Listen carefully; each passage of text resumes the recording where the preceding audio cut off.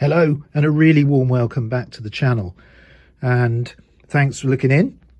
So this week I'm going to move on with this Wrenn Bobo, the class 20, the diesel electric in green BR colours, W2230.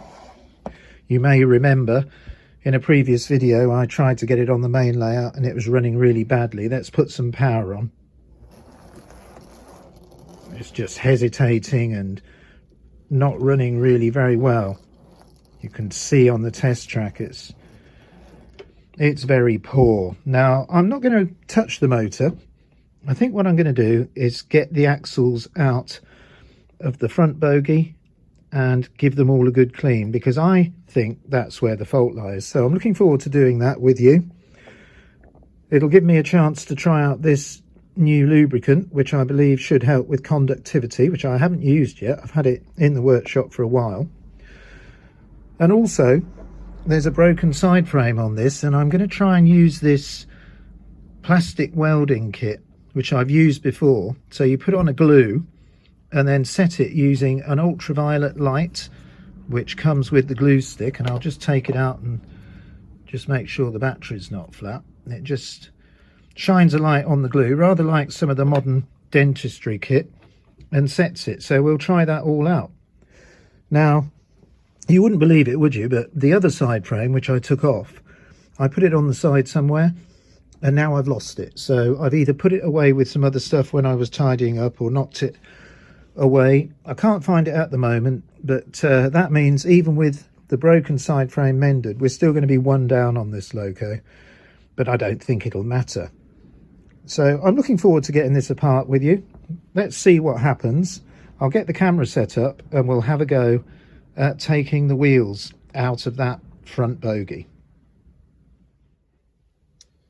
Okay, well, let's try and make a start. So just get a little bit of room and put a little bit of kitchen towel down.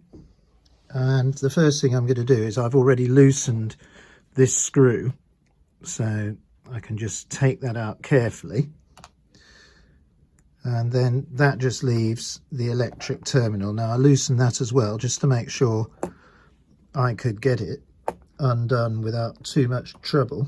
So I'm just going to see if I can remove this. I realise I'm probably obscuring the shot slightly, but there we go.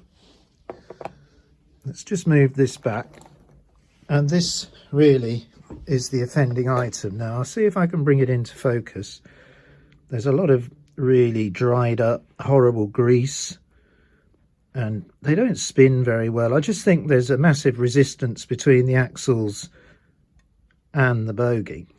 So what I've got to do now is, and I'm going to do it one at a time, is take the wheels off, take the axle out.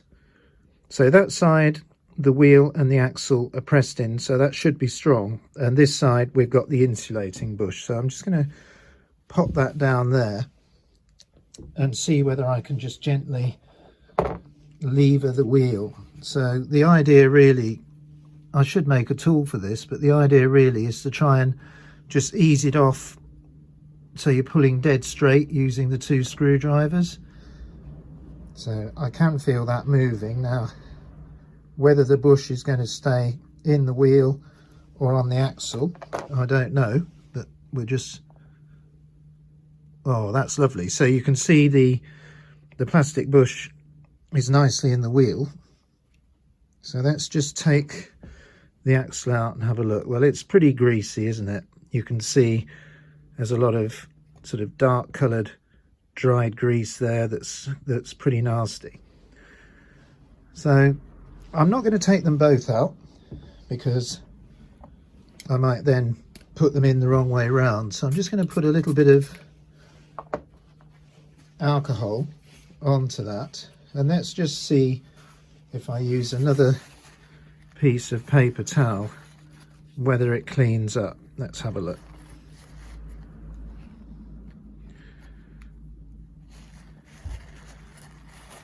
You can see there's a lot of nasty black sort of gunk coming off that axle. So the wheel could do with a little bit of a clean as well, but let's have a look. looks a bit better. Now the next job is to clean through the hole. So I'll just put a little bit of IPA on there. Right, and I'm going to just experiment, see whether I can. I don't suppose I can, but I'm just going to pull off part of the sort of cottony bit of a cotton bud, and I don't know whether it's going to fit through or not. Let's have a look. That's a lovely tight fit. Oh, it's pulled the rest of the cotton bud off, which is lodged in there, but I think we're getting some of the grease out, there's no doubt. So what I'm going to do is do that again a couple of times and clean it up, and then I'll do exactly the same to the other axle and then put the wheels back in. So I'll just get on with that off camera, and then we'll put the wheels back in and try out the new lubricant. So I'll get on with that and see you in a minute. Okay, well, I'm just still working on this, and you can see that a good amount of the contamination seems to have transferred itself to me, but this first axle that we saw together is now in. Listen, you can hear that that's metal to metal contact. I've finished cleaning this up, so I'm going to reinstall the wheels. Now, I do want this to be a surprise for all of us, so I'm going to keep the video going now till we get the loco back on the test track. So hopefully there won't be too many stutterings or breaks, but anyway, you can see that goes in nicely. Now I'm going to put this wheel back on. Now what I do for a start, because the plastic bush is already been on the spline, there's a spline there, I just turn it until I feel it slightly engaged with the spline, and then it's sort of not going to push or crack the bush, and then I'm just going to gently push it on, and it does go back under finger pressure. I did wonder whether I'd need to use a clamp, and I was going to put a Stanley knife blade each side of the wheel to protect it, but that's not required. So I just need to set the back to back. So I've got a little gauge, and that needs to just be squeezed on a bit more. Okay, I think I'm fairly happy with that, and they both spin nicely. So let's just have a look. Looks good. So I'm just going to pop it on the track. Let's have it. It rolls nicely. Okay, I guess the next job is to try and use this. I notice I haven't opened this yet, so someone told me that it's really runny stuff, so I'm just going to move to the side and sort of see whether I can cut this little piece off here and leave a small hole. So just bear with me a second while I try and do that. Seems my blade isn't quite as sharp as I wanted it to be, but anyway, let's have a look. I think I've gained entry into that. I'll tidy it up later. Now, what I do need to do is be very, very sparing. So I'm just going to try and see what a little drop will come out. I might transfer this into a sort of a dripper, because it's quite runny. I'm a bit wary of doing this on the camera. I don't want to absolutely drown it. Yeah, I don't like this sort of glass bottle application, but it'll be what it'll be. I can always swab a bit off if there's too much. But anyway, I think just being careful, I've got a small amount, and indeed that sounds very nice. So let's pop it on there. Right, I'm just going to put the top on this, so if I knock it over it doesn't all go everywhere. So what I might do is, I've got a few empty ones of these, I might put some of that fluid into an oiler. But gosh, that really rolls well. Okay, now let's just move a few items. It's going to be very interesting to test this for the first time with you in a sec. So what I need to do is just get this all connected back up. So I'm going to try and do this. So first job, I'm sorry if you can't see this, but it's not very easy trying to do it. I mean, I would be holding it differently, I'm sure, if I was doing it on my workbench, but I am trying to show the camera. So I've got the screw nicely back in the thread, so I'm just going to, don't want to do it too tight. There, that's fine. Nip it up like that, and then we can just, that's just needs pushing down slightly to allow this to go over the top. Oh, I'm really looking forward to seeing if we've made a good difference here, because I want to run this on the main layout alongside the Hornby 00 version. So, right, now there is, I'm not going to do that, I'll just do that finger tight for now. So I think they're both on the rails. So I'm going to reach over to the old controller now.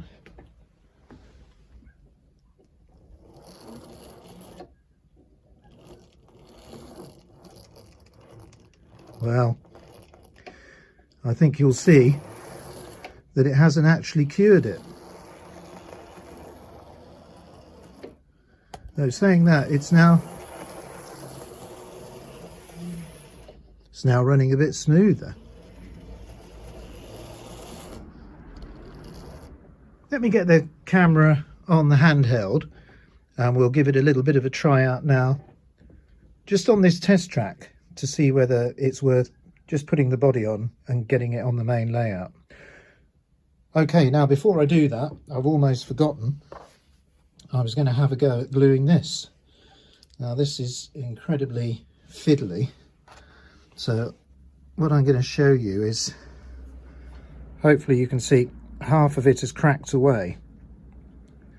So I don't think I'm going to be able to do that on the camera in front of you, but what I am going to do is I'm going to put a very small dob of this weld on, and then I've got this medical grips which I've modified so they're still open when they're on the ratchet, so I can just put the medical grip around the two pieces and then latch it once to hold it tight, and then hopefully set it with the ultraviolet. So I'll get that done and we'll take a look at it and see whether the loco itself goes better around the test track. So just give me a minute to do those little jobs.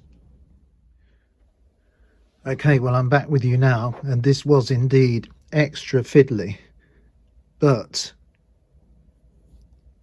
it's back together and I'm looking forward to trying it. So I put the glue on, placed the actual item and clamped it, and then I just shone the ultraviolet light around the area. Hope the camera picks that up, and it's set. So it's going to be really interesting to see if that's worked, because I've been looking for a solution to mend sort of flexible plastic, and this is a sort of slightly flexible plastic, the sort of stuff that super glue doesn't like, for a long time. So I'm wondering now whether, and I hope you can see it along with my grubby fingers, that it does indeed look like it's fixed. So we'll try that on. Now let's have a go with the loco. Yeah, we've still got problems. Now it's still hesitating. Okay, well, this suggests to me that I've done half the job, because obviously I've done the wheels on the front, but I would imagine we've got exactly the same trouble on the wheels on the power bogie. So I think before I try and do anything else, I'm just going to whip those side frames off and do exactly the same to the rear axles that I showed you to the front, and then come back again, because it's clear to me that we've still got poor running. So I'm just going to pause the video just for a minute and deal with these two back axles exactly the same way I deal with the front ones, and then we'll come back and try again. Well, I seem to have got myself in a right mess with all the horrible old lubricant that was in this loco, but I've had all the wheels out now and axles and given them a good clean. So let's see, and I'll just move a little bit of debris from the track. Let's see whether I've managed to improve the running. So I'm just on the, in fact, I'm going to slow the controller right down.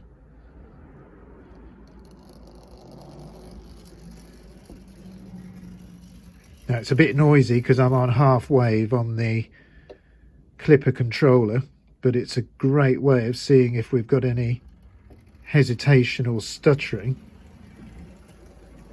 And it really looks like I think I've got on top of this Wrenn loco now. Now there's some wagons at the back, so let's see if I can get hold of them.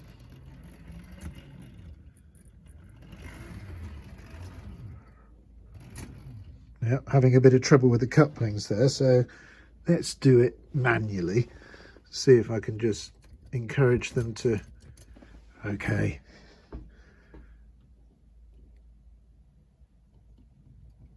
So we're super smooth on the half wave on the clipper. But this is what I like to see.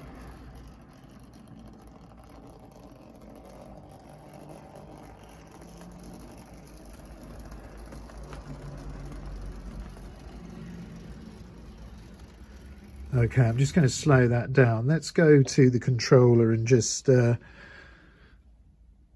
where are we? Let's put the wave to full, leave the resistance, and let's see how it goes now. There's some really smooth vintage DC running for you. Oh, I'm quite excited to get this on the main layout now. Let's just slow it down a bit and have some real freight speed. So yeah, I guess the thing from this to think about is pickups. So we spend a lot of time making sure the pickups are working, but I think a bit of concentration sometimes on the axles and the other side of the circuit. So on these models where we're looking at a pickup on one side of the loco and then a return through the chassis on the other side, it's really important to make sure we haven't got a lot of grease in there or debris giving us a resistance, because that can just affect the running as much as a bad pickup. But look, this is going really well. Well, I'm quite pleased with this, but I am going to have to just nip downstairs and try and degrease my hands.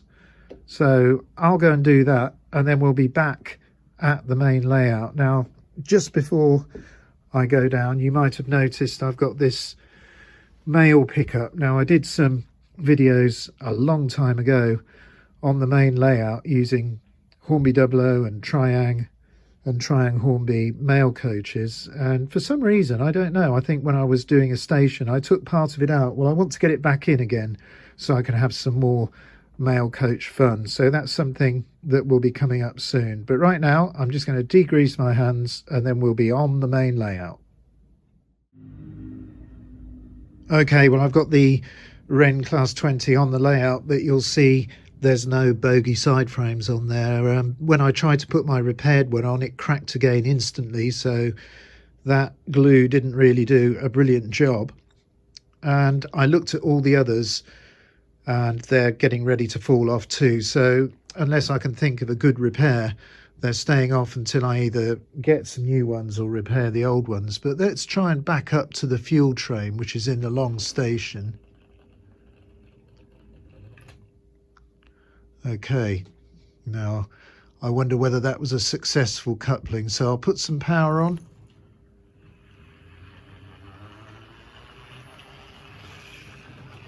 And we are away. There's a little bit of wheel slip. Those old traction tyres, I haven't changed them on this. They might be a little bit greasy, but what I'm hoping is they'll either clean up and get a bit more sticky, or I'll have to replace them. But anyway, it is going and it's smoother. So let's get a look at it as it comes through the main station. It's not quite as quiet as the Hornby Doublo one, but it's smooth again, which is, yeah, I'm pleased with it. Now those traction tyres, maybe I got a bit of contamination on them, or they're certainly gripping better now. That's a heavy old train as well, those Hornby Doublo wagons. So let's get the other item out. Now that's in the big station, so I'm just going to put the power on.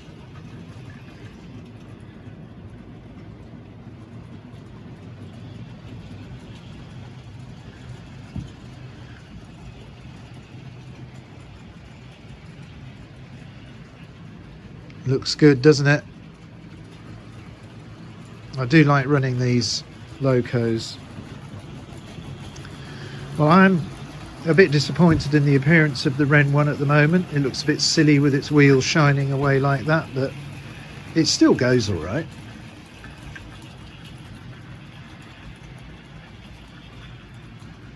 I think I'll probably think of a modification. Maybe I'll be able to fix some new mountings onto the original side frames. It'll be a little project.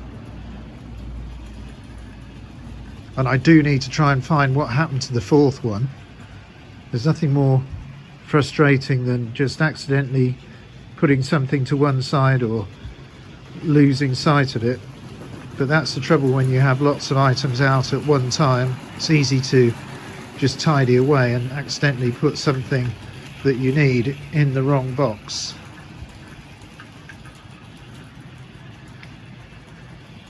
Well, the Wrenn item's starting to bed in well, I think.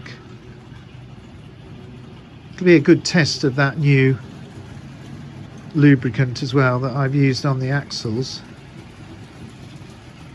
A couple of people said in the comments last time we were talking about these locos about how they did get a bit of a reputation for issues with the pickups, poor running, and I think you do have to be fairly scrupulous maintaining them, but when you do, you get rewarded with a lovely running loco.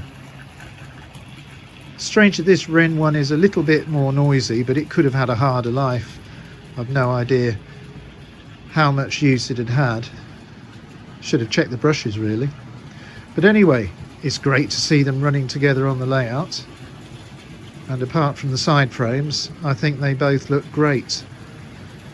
I hope you've enjoyed seeing what I did with the Wrenn item today.